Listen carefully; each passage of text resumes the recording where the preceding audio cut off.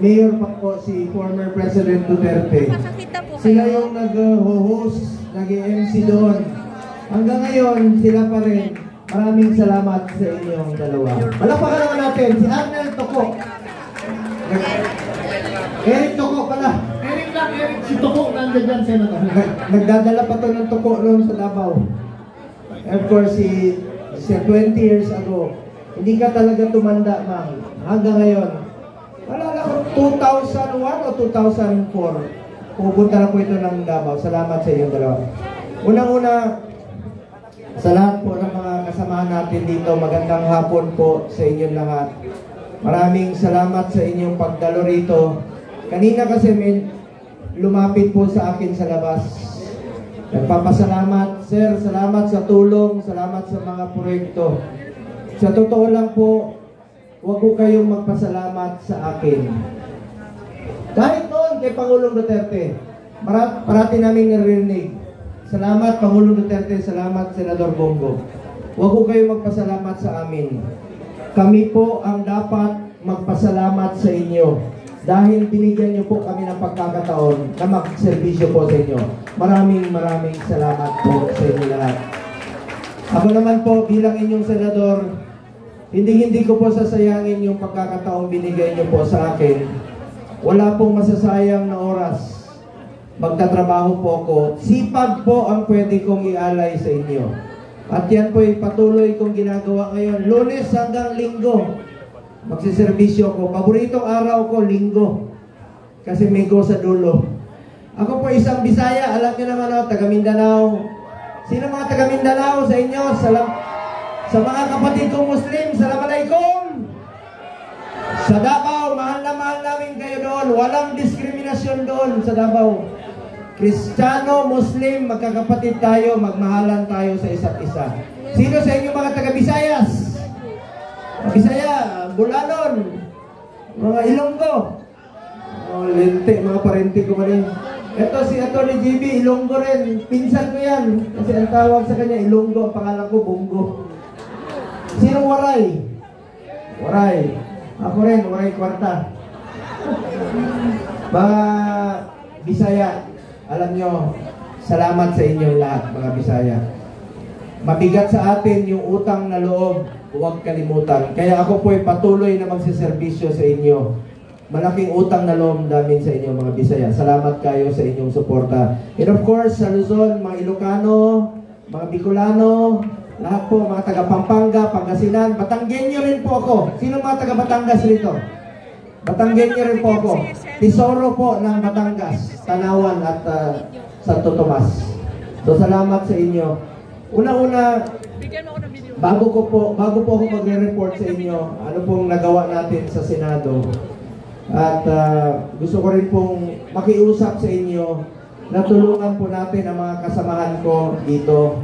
Kasi yung kapanalunan po ng mga kasamahan ko rito ay kapanalunan rin po ng Duterte. At kapanalunan po ng bawat Pilipino. Isa-isahin ko na lang po, Attorney, according to number, no? Attorney Jimmy Bondok, palapakan pa natin. Ito, isa sa mga pumilit kay Pangulong Duterte noon. Wala na, sarado na, ayaw na niya tumakbo. Pumunta to nun, nagdala ng kanta. Takbo, malala nyo.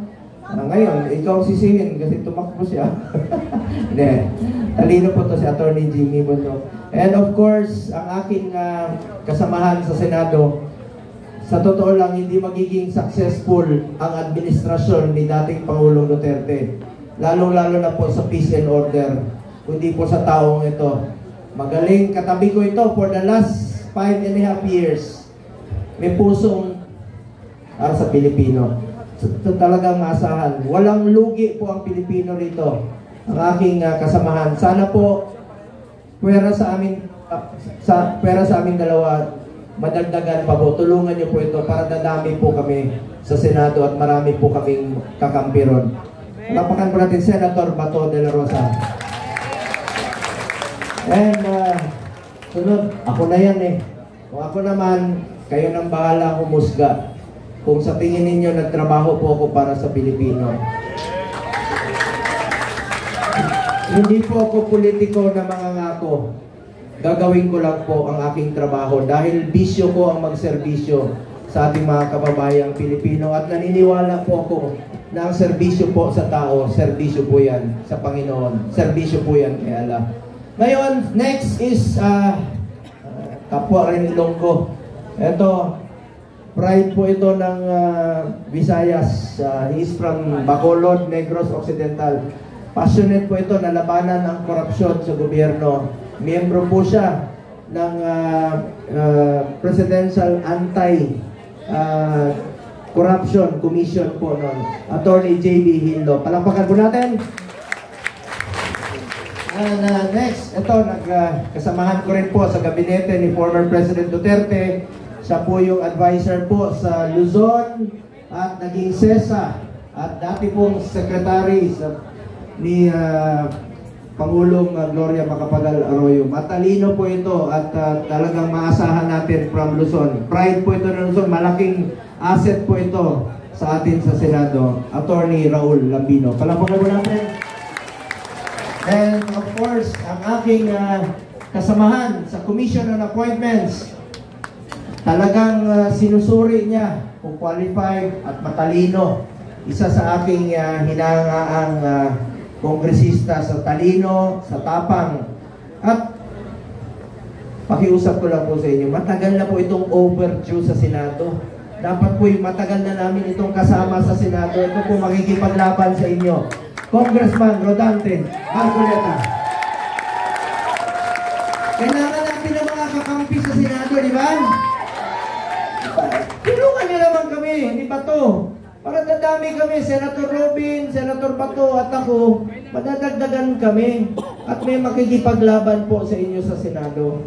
Makikipaglaban, hindi lang sa mga Duterte, makikipaglaban po sa kapakanan ng bawat Pilipino. Lalong-lalo na po yung mga mahirap nating kababayan. Yun po ang unahin natin. Yun po ang pakiusap ko sa mga kasamahan natin dito. Unahin po ang interes ng Pilipino, interes po ng mga kababayan nating mahirap. And of course, next is ating Pastor Kibuloy. Alam nyo, mas una pa silang magkakilala ni dating Pangulong Duterte. Magkakilala sila nung meron pa pong maliit na kapilya si Pastor Kibuloy. Matagal po sila nagsama, hindi lang po sa pagiging kaibigan sa Davao. Pati sa naging spiritual advisor po ito ni dating Pangulong Duterte. Ang ating minamahal na Pastor Kibuloy. Palakpakan po natin. Ito, malaking tulong rin po ito, asset po ito sa Senado.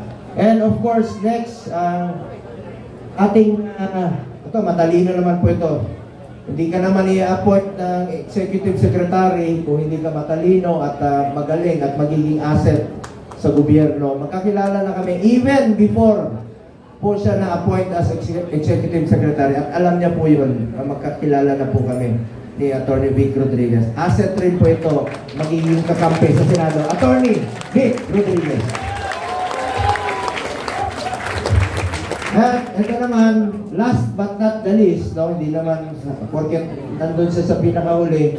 Alam mo, ito, kaibigan namin, 2003 pa po sa Davao.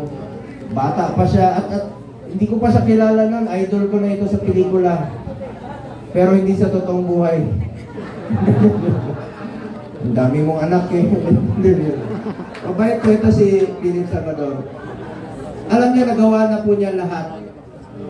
More than 20 Best Actor Awards na po ang nakamit niya. Nagawa na po niya lahat sa buong buhay niya. Sabi niya, last hurrah na po niya sa kanyang buhay. At ako po, sigurado naman po ako sa inyo dahil hindi lang po siya bumubunot sa pelikula. Alam mo, iba yung sa totoong buhay, matulungin talaga to. Importante po, yung marunong kang tumulong. Kahit na huling pera na lang sa bulsa mo, bunutin mo na, itulong mo na sa mga mahirap. Kaya po, ang tawag namin sa kanya ni Senator Robin, si Mr. Epektibo. Dahil pagdating ng panahon, pinakahuling yugto ng buhay niya. 71 years old na po ito si Philip Salvador. Oh, totoo.